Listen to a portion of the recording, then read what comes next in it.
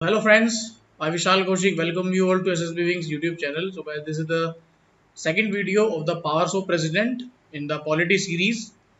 तो guys, अभी पहली से पिछली वीडियो में हमने काफ़ी सारी पावर्स पढ़ी थी प्रेसिडेंट की, तो उसके बाद ये अगला पार्ट है इसका। तो सबसे पहले अगर इसमें पावर्स आती है प्रेसिडेंट की, दैट इज बात करते हैं मिलिट्री पावर्स की।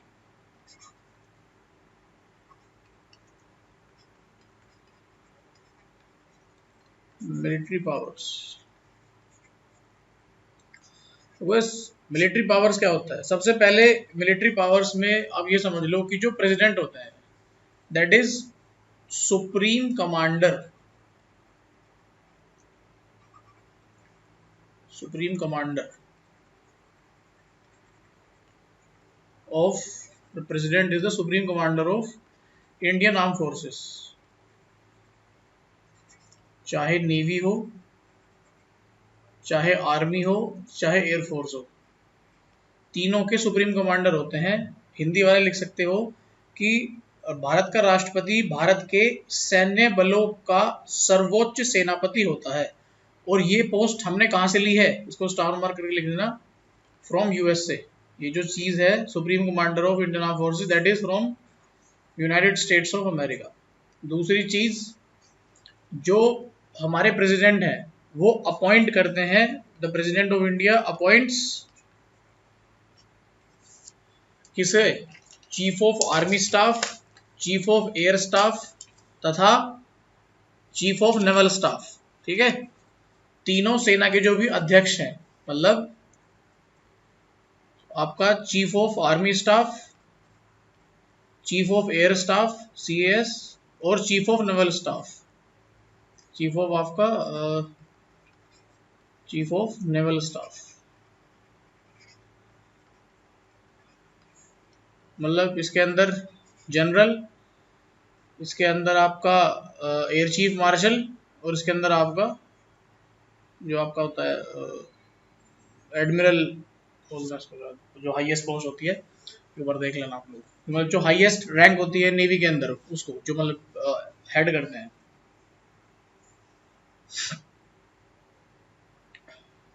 अब बात आती है डिप्लोमेटिक पावर्स की।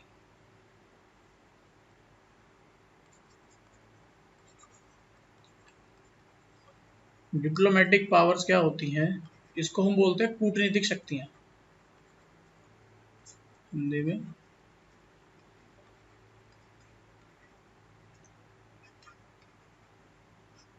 कूटनीतिक शक्तियां, ठीक है। इसमें क्या होता है कि देखो, जितने भी इंटरनेशनल एग्रीमेंट्स होते हैं वो होते हैं प्रेसिडेंट के नाम पे। ठीक है, ऑल इंटरनेशनल एग्रीमेंट्स, ठीक है, जितने भी इंटरनेशनल एग्रीमेंट्स होंगे, किसी भी देश के साथ अगर कोई भी एग्रीमेंट होता है तो वो प्रेसिडेंट के ही नाम पर होता है, मतलब प्रेसिडेंट के बिहाफ पे ही उसमें साइन किए जाते हैं। ठीक है, तो ये प्रेसिडेंट की ही पावर है। All international agreements are signed on the behalf of president, क्योंकि ये हमारे देश के हेड हैं।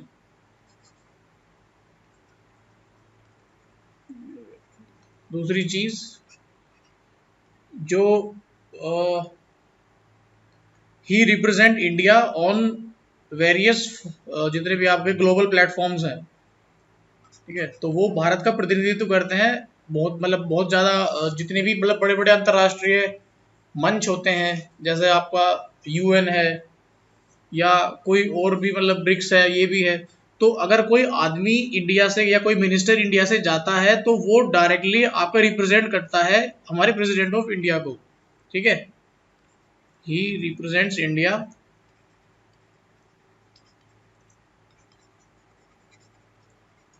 On global platforms.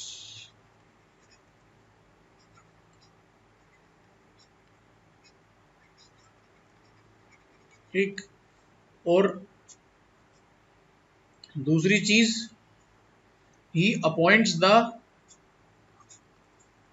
इसी के अंदर आता है, ही अपॉइंट्स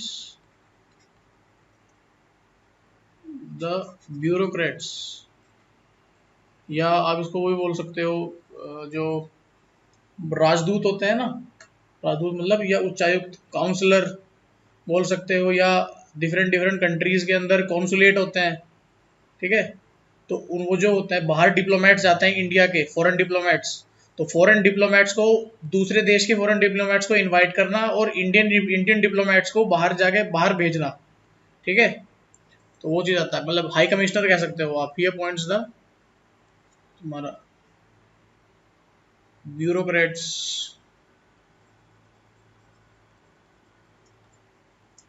जो लेकिन में लिख लो high commissioners.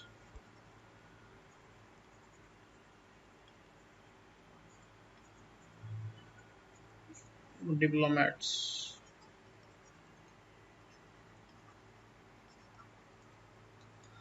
To other countries, दूसरे देशों में भारत के जो भी हाई कमिश्नर होंगे या ब्यूरोक्रेट होंगे, डिप्लोमेट्स होंगे, उनको डिपॉइंट करते हैं और अदर कंट्री वालों को इनवाइट करते हैं।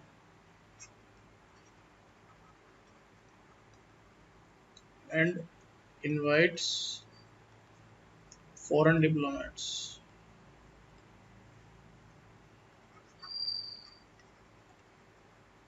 ठीक। तो ये सभी जो भी होता है सब प्रेसिडेंट के नाम पर ही किया जाता है। अब पढ़ते हैं हम इमरजेंसी, इमरजेंसी पावर्स। ये बहुत इंपॉर्टेंट टॉपिक है और इससे क्वेश्चन बनते ही बनते हैं, ठीक है। और भी बताऊंगा क्या क्या क्वेश्चन आए हुए भी हैं। इमरजेंसी पावर्स, इसको हम थोड़ा इन डिटेल पढ़ेंगे। उससे पहले सबसे पहली बात आती है कि भारत के जो प्रेसिडेंट है वो किन कंडीशंस में उसको जो इमरजेंसी डिक्लेयर करने की पावर्स दी गई हैं, ठीक है। द प्रेसिडेंट, आप इसको ऐसे लिख लो, the president of India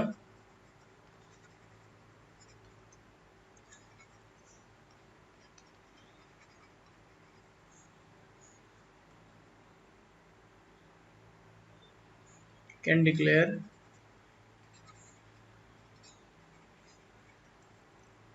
emergency. और इमरजेंसी भी तीन तरह की होती है, आपको डिक्लेयर द फॉलोइंग इमरजेंसी, इसको भी इन डिटेल पढ़ाऊंगा एक एक करके। फॉलोइंग इमरजेंसीज, तो सबसे पहली जो इसके अंदर आती है वो आती है आपकी नेशनल इमरजेंसी।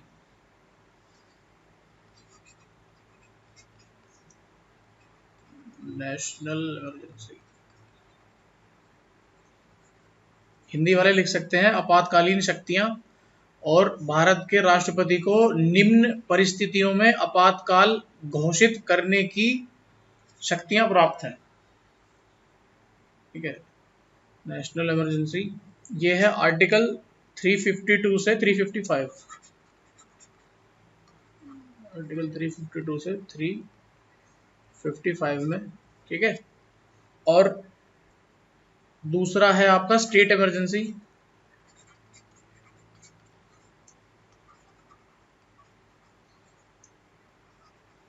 ठीक है। स्टेट इमरजेंसी आती है आपके आर्टिकल 356, 357 एंड 365, ठीक है। और तीसरी इमरजेंसी है आपकी फाइनेंशियल इमरजेंसी।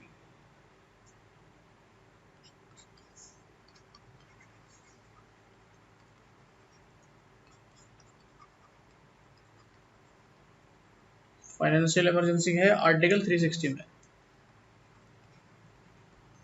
देखो इसके ऊपर सीधा सीधा क्वेश्चन बन जाता है कि नेशनल इमरजेंसी कहाँ, बल्कि किस आर्टिकल में मेंशन्ड है, फाइनेंशियल इमरजेंसी किस आर्टिकल में मेंशन्ड है, ठीक है।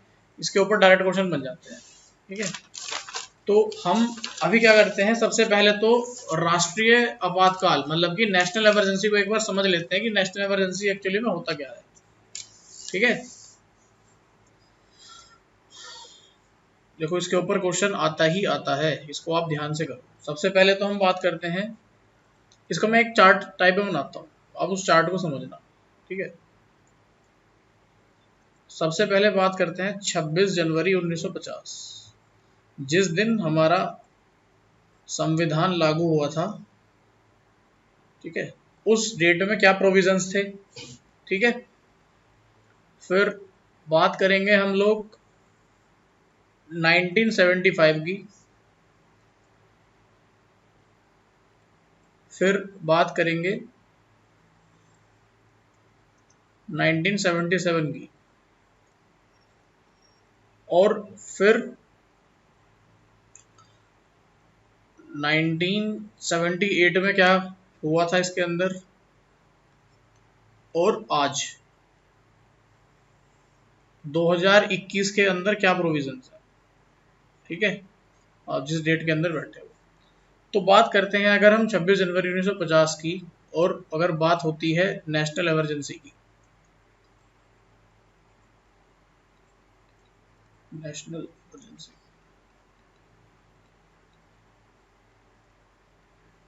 ठीक है। तो नेशनल इमरजेंसी डिक्लेयर होने के हमारे पास थे 3 प्रोविजंस।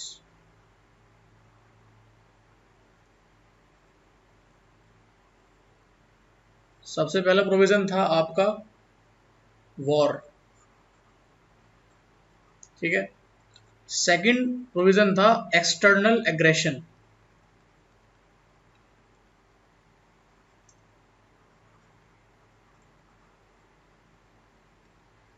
ठीक। और तीसरा था इंटरनल डिस्टरबेंस,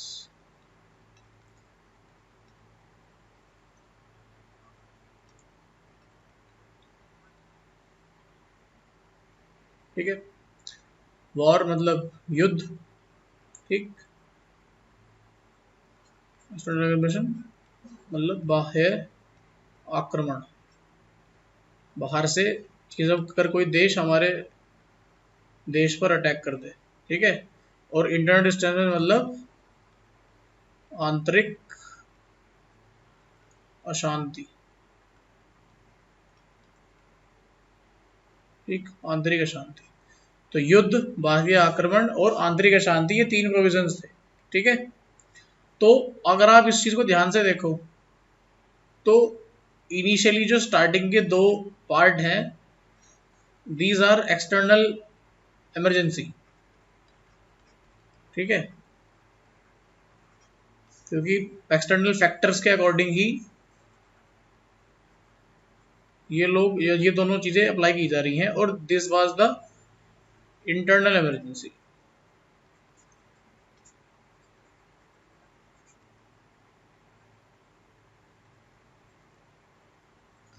अब 1975 में क्या हुआ, जब इंदिरा गांधी की सरकार थी, उन्होंने इस प्रोविजन का, आंतरिक अशांति, इंटरनल डिस्टरबेंस का यूज करके क्या कर दी, इंटरनल इमरजेंसी लगा दी, ठीक।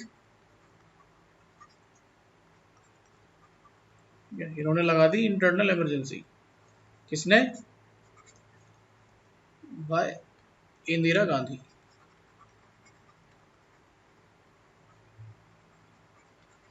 ठीक है। फिर क्या हुआ, इन्होंने इमरजेंसी तो लगा दी, और जब ये पूरा इमरजेंसी लगाया, लोगों का विद्रोह हुआ, ये सब होने के बाद जब इनकी सरकार खत्म हुई, तो फिर आई आपकी, मतलब 1977 में, देखो बता रहा हूँ ना मैं, 1977 में इसकी सरकार गिर गई, इंदिरा गांधी की सरकार।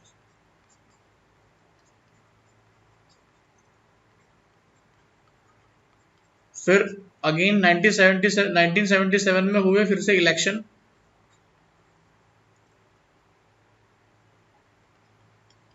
ठीक है। जनता पार्टी की सरकार आई, ठीक है, और मोरारजी देसाई बने पीएम।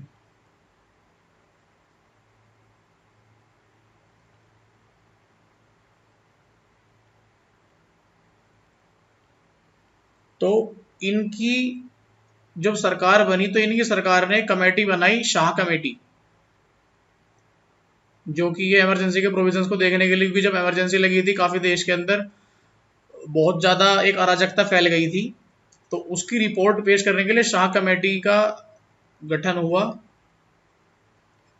ठीक है। शाह कमेटी ने जब अपनी रिपोर्ट दी तो उसके बाद 44th कॉन्स्टिट्यूशनल अमेंडमेंट आया, 44th कॉन्स्टिट्यूशनल अमेंडमेंट 1978। ठीक है, तो इसके बाद क्या हुआ, ये जो दोनों फैक्टर थे ये वाले, ये तो ऐसे के ऐसे ही रहे हैं अभी भी। ठीक है, जो एक्सटर्नल इमरजेंसी थी, these factors are still the same, मतलब अभी भी जो प्रोविजंस हैं, अगर एक्सटर्नल इमरजेंसी की बात होती है तो war is still a provision, external aggression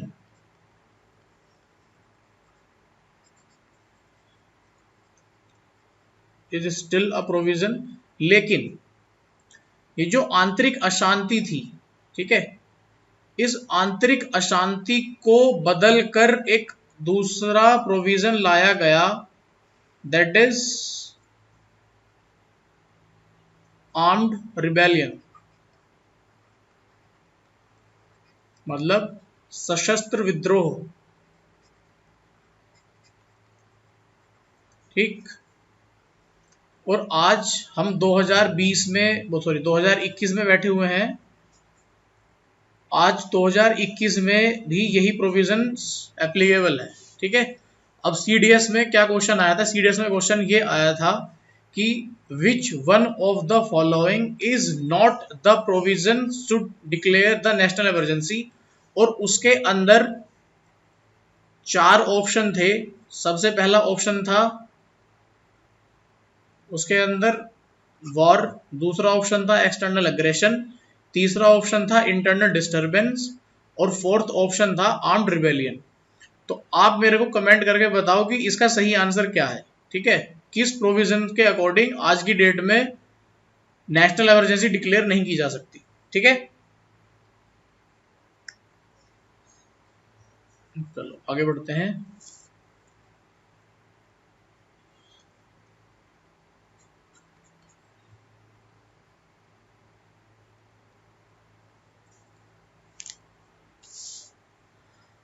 वो अगला प्रोविजन है अंडर आर्टिकल, ये आर्टिकल बहुत ही इंपॉर्टेंट है, इसके ऊपर पेपर में क्वेश्चन जरूर आते हैं। अंडर आर्टिकल 352 ऑन द, इस लाइन की बहुत ज्यादा इंपॉर्टेंस है, ऑन द रिकमेंडेशन ऑफ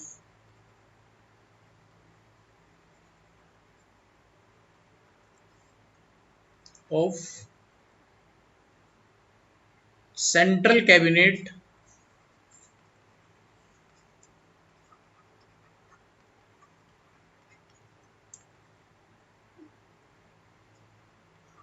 इसको लिखो return, on the return recommendation of central cabinet, president can declare national emergency.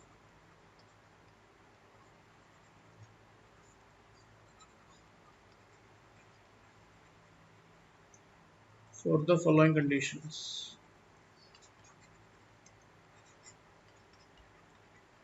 for the following conditions, इसके अंदर पहली कंडीशन है वॉर, दूसरी कंडीशन है आपका अगेन एक्सटर्नल एग्रेशन, ये मैं क्यों बता रहा हूँ ये बताऊंगा, एक्सटर्नल एग्रेशन,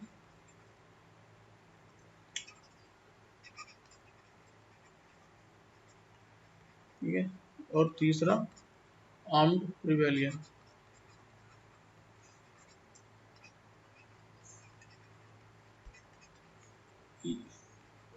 देखो इस आर्टिकल, ये जो आर्टिकल है आपका आर्टिकल 352, आर्टिकल 352, और ये जो वर्ड है आपका सेंट्रल कैबिनेट, हमारे पूरे के पूरे कॉन्स्टिट्यूशन में ये जो वर्ड है सेंट्रल कैबिनेट, वो केवल एक ही बार यूज हुआ है। इसी वजह से इसकी इंपॉर्टेंस बहुत ज़्यादा बढ़ जाती है। ये जो सेंट्रल कैबिनेट है, ये वर्ड केवल एक बार यूज हुआ है, दैट इज आर्टिकल 352 के अंदर। ठीक है, तो इस चीज़ को आप ध्यान रखना।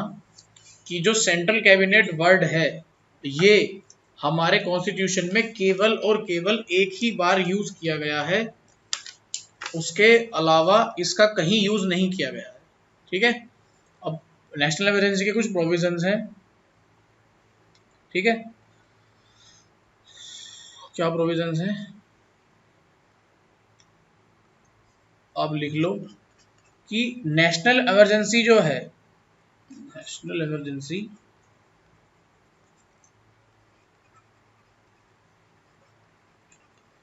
अगर एक बार डिक्लेयर हो जाती है, ठीक है, अगर नेशनल इमरजेंसी एक बार डिक्लेयर हो जाती है तो ये पार्लियामेंट से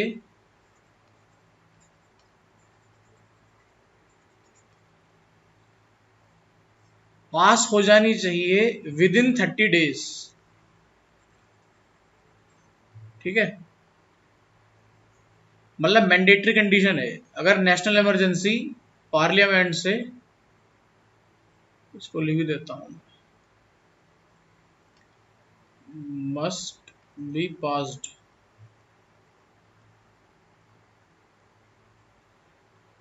by parliament mandatorily with in 30 days. अगर एक बार नेशनल इमरजेंसी लगती है तो उसको विद इन 30 डेज आपका पार्लियामेंट से पास करवाना इज मैंडेटरी। अगर पार्लियामेंट से पास नहीं होती so after 30 days it will be declared null and void, वो अपने आप हट जाएगी नेशनल इमरजेंसी। ठीक है, तो अगर नेशनल इमरजेंसी को, अब अगला प्रोविजन क्या है कि इसको कितने टाइम तक के लिए लगाया जा सकता है। तो जो नेशनल इमरजेंसी है, ठीक है, ये एक बार में केवल और केवल 6 महीने के लिए लगाई जा सकती है।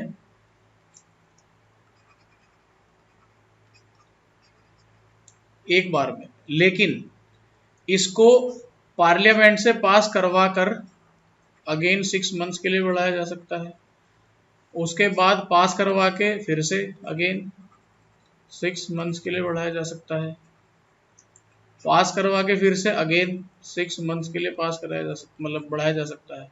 ऐसा करते करते इसको इनफाइनाइट टाइम्स तक बढ़ाया जा सकता है अगर परिस्थितियां सामान्य नहीं होती। मतलब if the condition doesn't comes to normal, this national emergency can be extended up to infinite times. ठीक है, और एक चीज और है, ऐसा करके करते द अगर एक बार नेशनल इमरजेंसी बढ़ जाती है ना, so the duration of Lok Sabha is increased by 1 year.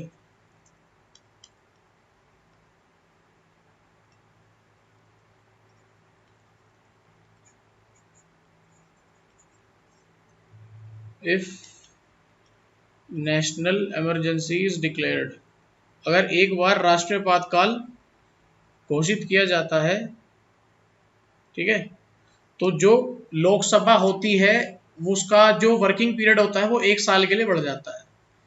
तो ऐसी कौन सी लोकसभा है, इसको आप कमेंट करके मेरे को बताओगे। ऐसी कौन सी लोकसभा है जिसका टेन्योर बढ़ाया गया था, विच लोकसभा, विच Lok Sabha tenure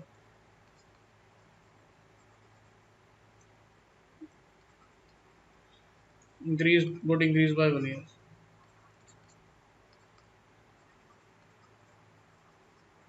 Not increased by 1 year। आप मेरे को कमेंट सेक्शन में इसका आंसर बताओगे कि ऐसी कौन सी लोकसभा थी जिसका टेन्योर 1 साल के लिए बढ़ाया गया था। ठीक है, अब कुछ इंपॉर्टेंट चीजें बात कर ली जाए, आप इसको नोट करके लिख लेना।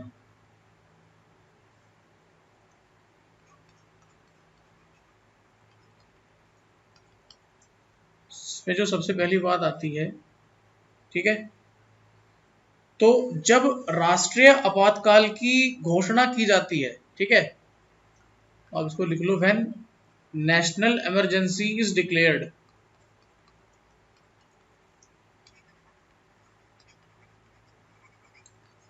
then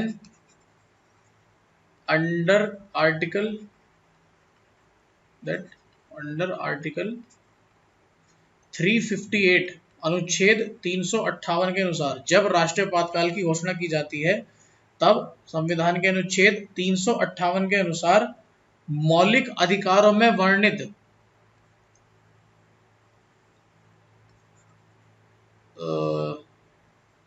आप इसको लिख लो, जो मौलिक अधिकारों में वर्णित अनुच्छेद 19 है, आर्टिकल 19 ऑफ फंडामेंटल राइट्स,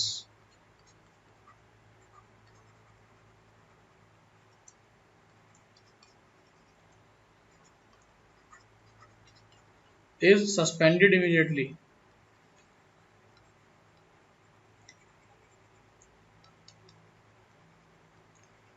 विचार एवं अभिव्यक्ति की स्वतंत्रता जो है, मतलब स्वतंत्रता का अधिकार, राइट टू फ्रीडम जो आता है, ठीक है। सो जब राष्ट्रपातकाल की घोषणा की जाती है तब संविधान के अनुच्छेद 358 के अनुसार मौलिक अधिकारों की श्रेणी में वर्णित आर्टिकल 19 अनुच्छेद 19 राइट टू फ्रीडम स्वतः निलंबित हो जाता है, मतलब ये सस्पेंड हो जाता है इमीडिएटली, ठीक है। लेकिन if the conditions doesn't come back to normal, ठीक है, अगर परिस्थितियां सामान्य नहीं होती हैं तब अंडर आर्टिकल 359 प्रेसिडेंट क्या कर सकता है, can suspend all fundamental rights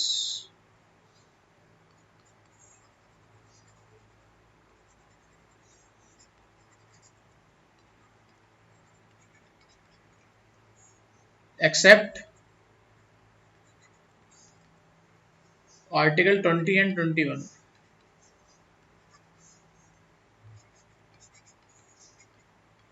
ठीक है।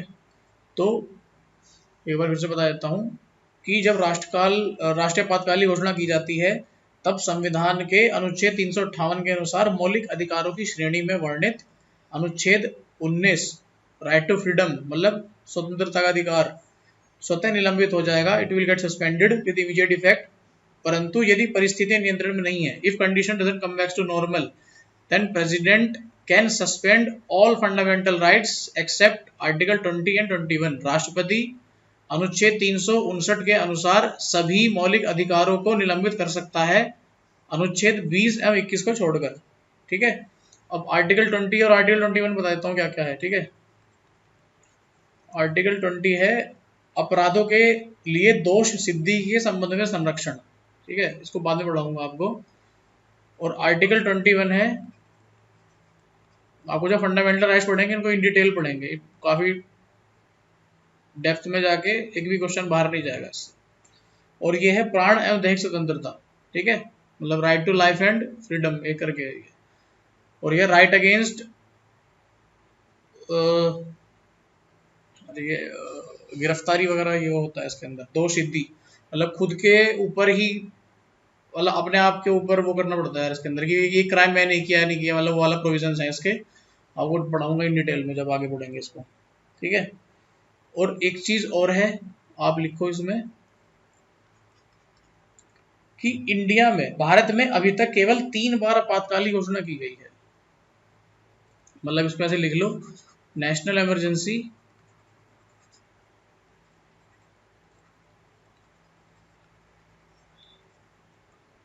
has been declared only 3 times in India.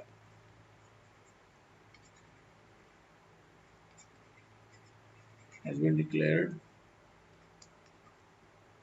in India only 3 times. Bharat में अभी तक जो राष्ट्रीय आपातकाल है उसकी घोषणा केवल 3 बार ही की गई है। अब हम चारों प्रोविजंस को एक बार देख लेते हैं, जो प्रोविजंस थे पहले और या अब भी है, ठीक है। अगर हम देखते हैं वॉर, दूसरा प्रोविजन था आपका एक्सटर्नल एग्रेशन,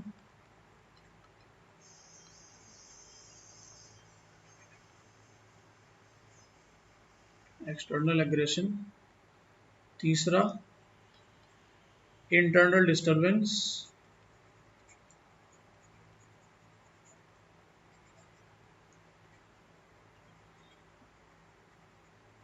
और फोर्थ प्रोविजंस, मतलब ये फोर्थ प्रोविजन अभी तो 3 ही है, लेकिन अभी हम सारे पढ़ेंगे जो भी थे।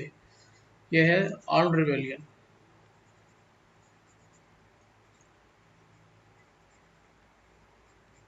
ठीक है, तो वॉर युद्ध, बाह्य आक्रमण, आंतरिक अशांति और आर्म्ड रिबेलियन। तो यार वॉर के अगेंस्ट अभी तक हमारे देश में कोई भी इमरजेंसी डिक्लेयर नहीं की गई है। ठीक है, एक्सटर्नल एग्रेशन के लिए 2 बार इमरजेंसी डिक्लेयर की गई है। ठीक है, सबसे पहले जो की गई थी दैट इज 1962 में। ठीक, जब इंडिया चाइना वॉर हुआ था,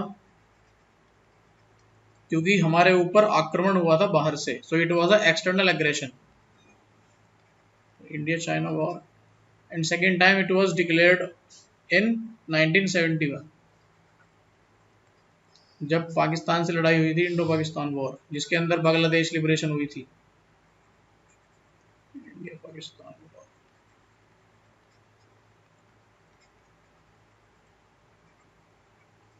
और तीसरी बार जो हुआ है, ये हुआ था आपका एक्सटर्नल एग्रेशन।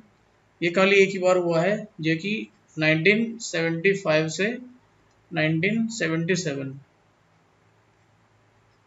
ये 2 बार, मतलब 2 साल रही थी ये। और आर्म्ड रिबेलियन के ऊपर भी अभी तक एक भी बार नेशनल इमरजेंसी नहीं लगी है। ठीक है,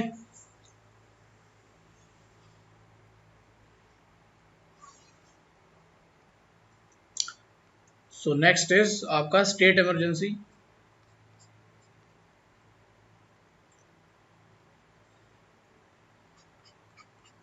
सो एज नेक्स्ट इज आपका स्टेट इमरजेंसी,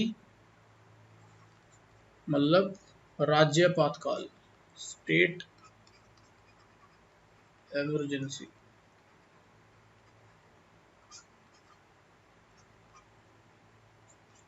राज्यपातकाल, सो गाइस इसके अंदर आप लिख सकते हो कि under article 356,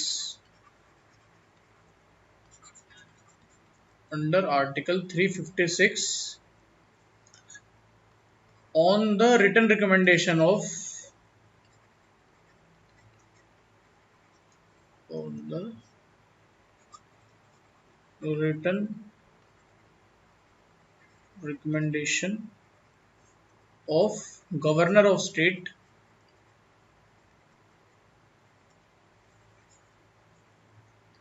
governor of state and central council of ministers. अब यहाँ देखो word central council of ministers है, कैबिनेट मिनिस्टर्स नहीं है। सेंट्रल सीओएम और कैबिनेट मिनिस्टर्स में डिफरेंस होता है, वो मैं आपको जब पढ़ाऊंगा, जब हम लोग पार्लियामेंट पढ़ेंगे। ठीक है, तो governor of state and central council of ministers. ठीक है, तो इनकी रिकमेंडेशन पे, रिटन रिकमेंडेशन पे president can declare state emergency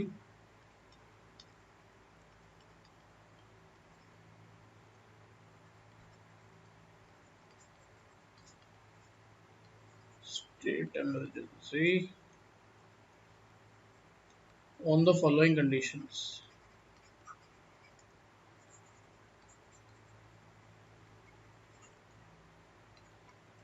सबसे पहला इसके अंदर आता है आपका failure of constitutional machinery in state.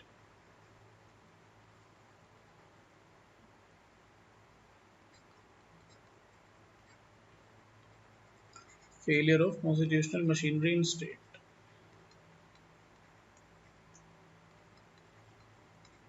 जब राज्य में संवैधानिक तंत्र विफल हो गया हो, मतलब कि उस पूरे स्टेट के अंदर कोई भी संविधान को नहीं मानता हो, पूरी की पूरी गुंडागर्दी चल रही हो, अराजकता चरम सीमा पे हो, सरकार उसको देख के भी अनदेखा कर रही हो।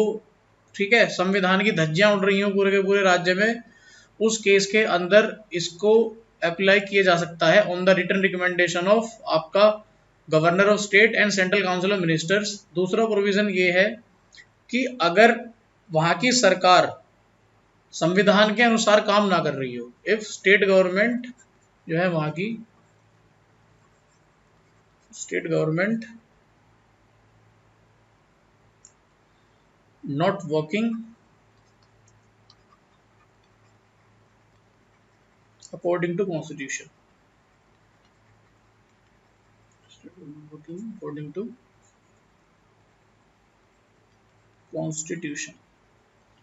और तीसरा प्रोविजन ये है कि जब न्यूली इलेक्शन होते हैं, जब नए नए चुनाव होते हैं और वहां पे उस राज्य में किसी भी पार्टी को बहुमत ना मिले, मतलब मेजोरिटी ना मिले। आपने एग्जांपल देखा होगा रिसेंटली पिछले से पिछले चुनाव में दिल्ली के अंदर जब चुनाव हुए थे तो बीजेपी को अराउंड 32 थे, हाँ 32 थे, आम आदमी पार्टी की 30 थी और कांग्रेस की थी बहुत ही कम थी, मतलब वहां पे 7 या 8 सीटें थी कांग्रेस की। तो वहां पे सरकार बनाने के लिए चाहिए होते हैं दिल्ली में 37, नहीं 36 सॉरी, क्योंकि 70 की विधानसभा सीट है, तो 36 चाहिए होती हैं। तो किसी भी पार्टी को प्रॉपर मेजोरिटी नहीं थी। तब स्टार्टिंग में इन लोगों ने कांग्रेस के साथ मिलके चुनाव मतलब सरकार बना ली थी, जो कि 49 डेज के लिए थी, फिर बाद में वो हट गई थी। तो उसके बाद 6 महीने तक दिल्ली के अंदर स्टेट इमरजेंसी लगी हुई थी, ठीक है। तो वो प्रोविजन, उसके बाद जब चुनाव हुए थे, जब तो खैर आपको पता ही है कि 67 सीट्स मिली थी केजरीवाल को और वो काफी अच्छे मेजोरिटी के साथ जीते थे, ठीक है। अब पढ़ लेते हैं इसके कुछ प्रोविजन जो इसके, उसको नोट करके लिखना आप, ठीक है, इंपॉर्टेंट फैक्ट्स हैं। देखो मैंने आपको बताया था पिछले में, जो नेशनल इमरजेंसी है उसको पार्लियामेंट से 1 महीने या 30 डेज के अंदर अंदर पास करवाना मैंडेटरी होता है, लेकिन स्टेट इमरजेंसी को पार्लियामेंट से कितने दिन में पारित करवाना अनिवार्य होगा? Any guesses? स्टेट इमरजेंसी को पार्लियामेंट से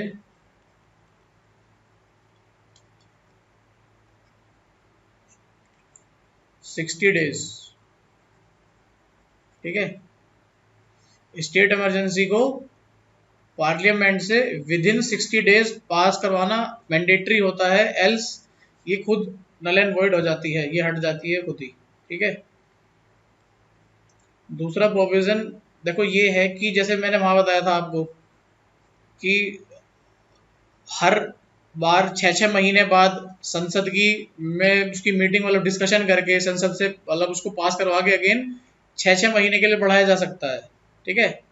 तो बात करते हैं हम फिर लोकसभा प्लस राज्यसभा। यहाँ से अगर पास होगा तो एक बार में 6 महीने के लिए लगेगा, फिर अगेन पास करके फिर 6 महीने का लगेगा, ये पास करके फिर अगेन 6 महीने। तो ऐसा करते करते ये, लेकिन वहां पे इनफाइनाइट टाइम्स तक था इसका प्रोविजन है, ये केवल और केवल इन टोटल 3 इयर्स के लिए एक्सटेंड की जा सकती है बस, इन टोटल। अगर ऐसा हुआ कि भाई कंडीशन अभी भी ना आई और इसके आगे इसको बढ़ाना पड़ा, तो क्या करेंगे हम लोग? उसके लिए फिर कॉन्स्टिट्यूशनल अमेंडमेंट करना पड़ेगा, ठीक है। अभी तक जो प्रोविजन है स्टेट इमरजेंसी के लिए वो केवल मैक्स टू मैक्स 3 साल तक, मतलब कि केवल आप इसको 6 बार एक्सटेंड कर सकते हो स्टेट इमरजेंसी को। अगर 6 बार से ज्यादा अगर आप इसको एक्सटेंड करना है तो फिर कॉन्स्टिट्यूशन के अंदर अमेंडमेंट करना पड़ेगा उसके प्रोविजन को चेंज करने के लिए, ठीक है। अब बात करते हैं आगे, अगला जो प्रोविजन है इसका, इसको डाल लेना कि ड्यूरिंग स्टेट इमरजेंसी के टाइम पे जो आपकी लॉ मेकिंग पावर होती है फॉर स्टेट,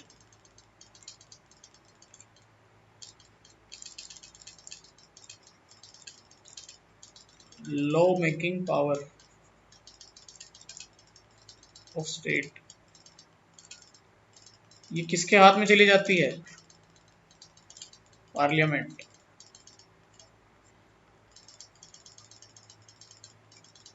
ठीक है। आपको ध्यान हो, अभी कुछ दिन पहले का काफी टाइम पहले, करीब करीब 2-3 साल पहले, जब JNK से 350 आर्टिकल 370 हटाया था, 371 हटाया था, तब क्या हुआ था? पहले JNK में आया था emergency,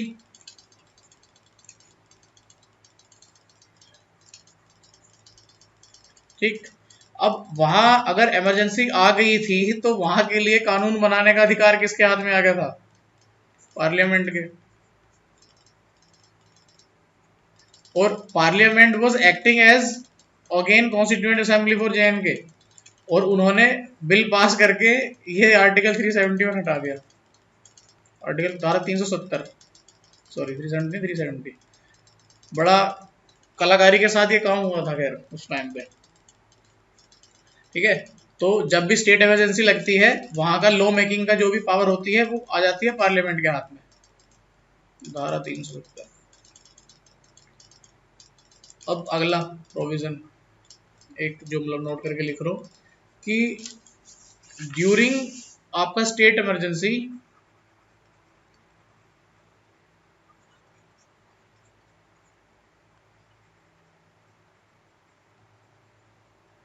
the governor of state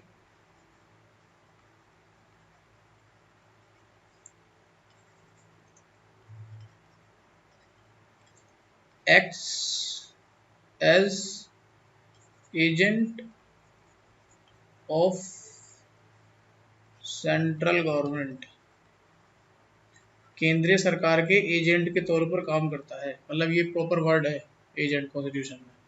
तो अब मेरे को ये बताओ आप, एक क्वेश्चन आपके लिए है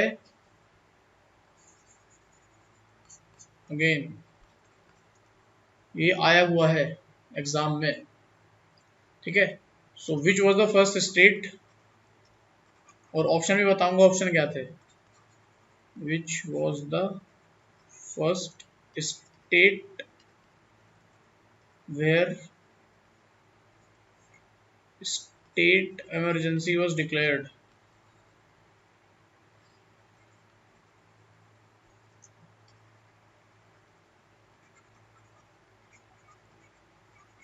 एक पहला ऑप्शन था आपका नीफा,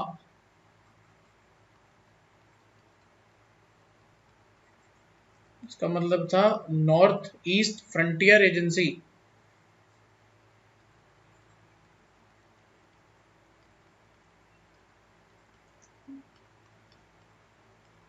अब आप थोड़ी रिसर्च करो और देखो पहले जमाने में नेफा नाम से कौन सा स्टेट था, ठीक है।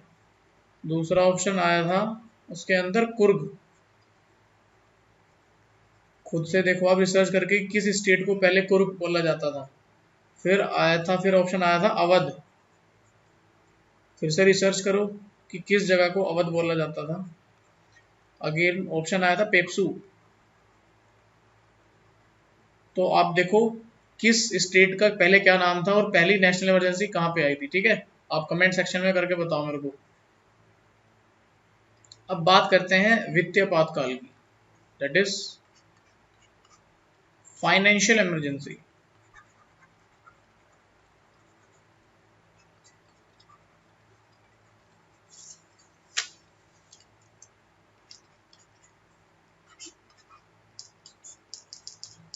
तो फाइनेंशियल इमरजेंसी क्या है कि अंडर आर्टिकल, अगेन इसको लिख लेते हैं आप लो,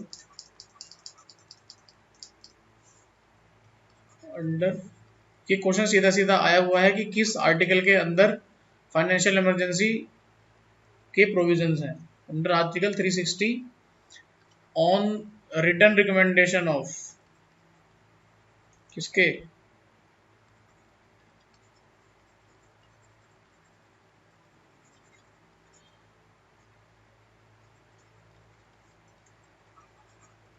council of ministers.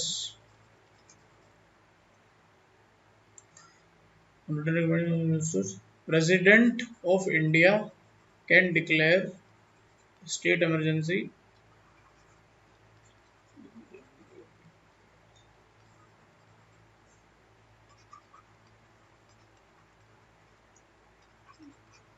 sorry, can declare financial emergency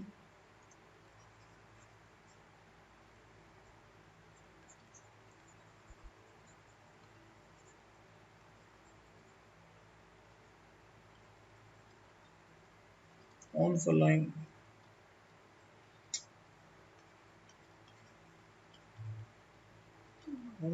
conditions।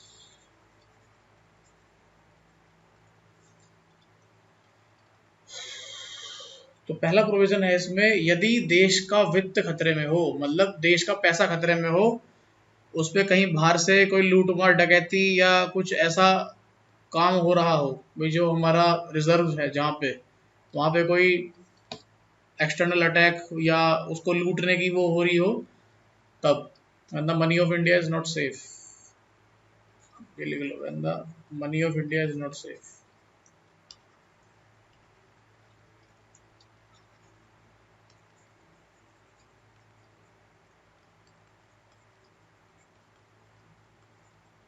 दूसरा,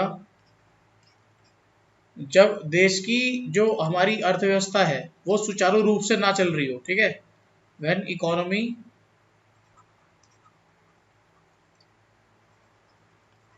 जैसे पाकिस्तान है, पाकिस्तान की जो इकोनॉमी बहुत ज़्यादा स्ट्रगल कर रही है, ठीक है, when economy of the country not crumbled.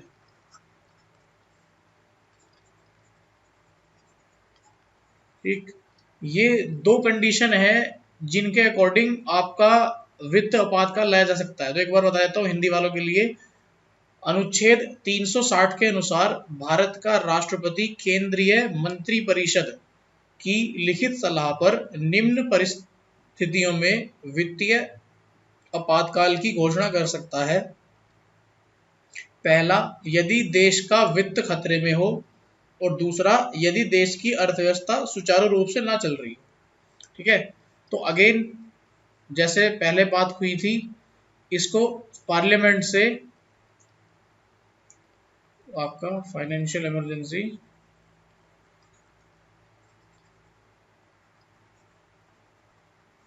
को स्टेट को पार्लियामेंट से कितने टाइम में पास करवाना मैंडेटरी होगा, इसको भी 60 डेज के प्रोविजन। केवल और केवल नेशनल इमरजेंसी है जो 1 महीने में है, बाकी स्टेट इमरजेंसी और फाइनेंशियल इमरजेंसी दोनों 60 डेज के अंदर पास करवाना मैंडेटरी होता है। ठीक है, और अब नोट करके ले लेना नीचे, no financial emergency has been declared yet. अभी तक कोई भी फाइनेंशियल इमरजेंसी डिक्लेयर नहीं की गई है। No financial emergency has been declared yet.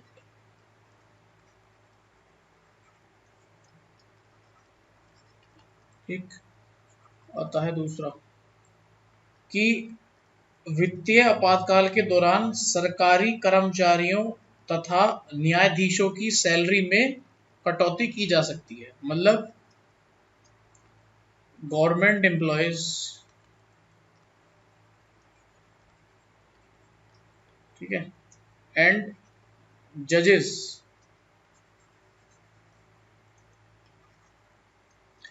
Can face a salary cut during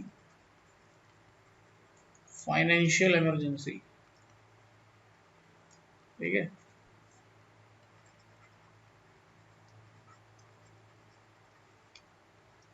अब बात करते हैं इसके बाद में जो पावर्स हैं।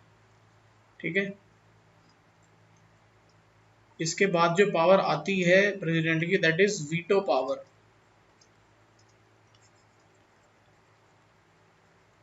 ठीक, वीटो पावर किस आर्टिकल में मेंशन्ड है? It is mentioned under article 111 अनुच्छेद 111।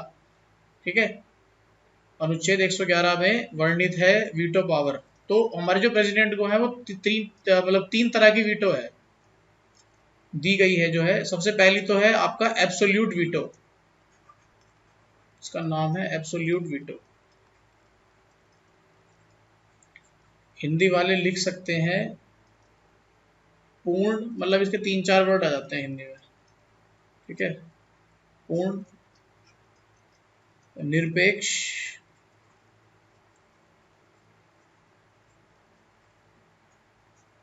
और अत्यांतिक।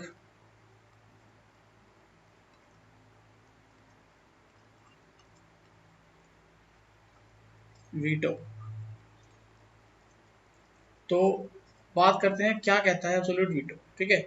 यार देखो, प्रेसिडेंट के पास अगर कभी कोई बिल पास होने के लिए आए और राष्ट्रपति उसमें अपनी मतलब मंजूरी ना दे, उसको एक्सेप्ट ना करे किसी बिल को, ठीक है, तो उसको बोला जाता है कि president has used it's absolute veto, ठीक है।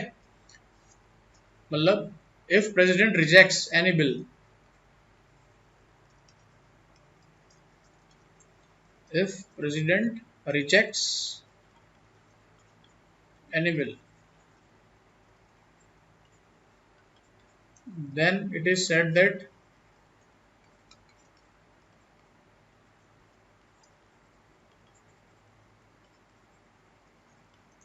president has used its absolute veto, ठीक है। हिंदी में एक बार फिर से बता देता हूं कि यदि राष्ट्रपति किसी विधेयक को अनुमति नहीं देता है, उसको अस्वीकार कर देता है, तब यह कहा जाता है कि राष्ट्रपति ने पूर्ण वीटो शक्ति का प्रयोग किया है। और इसका एग्जाम्पल बताता हूं मैं, ऐसा कब हुआ है। एक आया था आपका पेप्सू विनियोग विधेयक, ठीक है। इंग्लिश में एक बार देख लेना आप लोग, क्योंकि मैं हिंदी में पढ़ता हूँ यार, तो मेरे सारे नोट्स हिंदी में ही हैं, मैं आपको कन्वर्ट करके लिखवा रहा हूँ। एक है पेप्सू विनियोग विधेयक,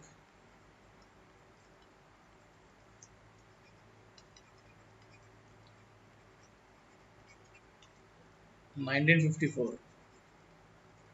इसमें ये भी पूछ सकता है कि किस प्रेसिडेंट ने रिजेक्ट किया था, तो डॉक्टर राजेंद्र प्रसाद थे। डॉक्टर राजेंद्र प्रसाद थे जिन्होंने एब्सोल्यूट वीटो का यूज किया था, ठीक है। डॉक्टर राजेंद्र प्रसाद ने पेप्सू विनियोग विधेयक को रिजेक्ट कर दिया था, उस पर साइन नहीं किए थे, ठीक है। फिर आता है नेक्स्ट। नेक्स्ट इज आपका suspensive veto. Suspensive veto, suspensive veto को हिंदी में बोलते हैं निलंबनकारी वीटो।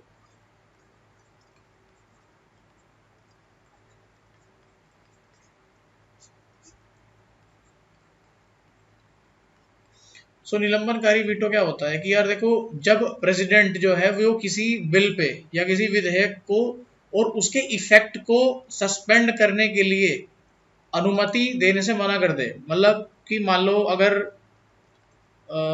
इसको बात करते हैं, ट्रिपल तलाक वाले का एग्जांपल लेते हैं। हालांकि ये तो ऑर्डिनेंस था, अगर ये लोकसभा से पास होके या राज्यसभा से पास होके बिल आया हुआ होता उनके पास, और इसके होने वाले इफेक्ट को ध्यान में रखते हुए अगर वो उसको रिजेक्ट कर देते, तब ये कहा जाता कि प्रेसिडेंट ने सस्पेंसिव वीटो का यूज किया है। और मतलब इसमें ये होता है कि उसको वापस में रिकंसिडरेशन के लिए भेज देते हैं, ठीक है, उसी इसके अंदर भी, ठीक है। लेकिन इस चीज को ध्यान रखना, रिकंसिडरेशन के लिए भेजने के बाद अगर दोबारा से बिना किसी चेंज के प्रेसिडेंट के पास वो आ जाती है, वो ले तो उसके लिए साइन करना फिर मैंडेटरी हो जाता है प्रेसिडेंट के लिए, ठीक है। तो सस्पेंसिव वीटो में ये बोलेंगे, इफ अगर president rejects a bill and resend it to parliament for reconsideration, then it is said that the president has used suspensive veto, ठीक है। अब इसको लिख लेना ये तो। और देखो ये चीज चलती रहती है, ये वाला वीटो बहुत ही कॉमन है, इसको कई बार यूज किया जाता है, ठीक है। फिर आता है आपका पॉकेट वीटो।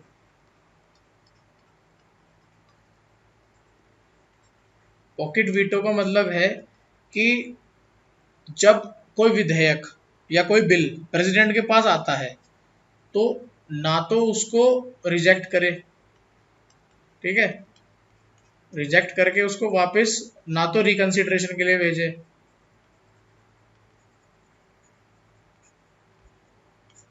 यहाँ तो देखो उसको रिजेक्ट करके रिकंसिडरेशन के लिए भेज देता है।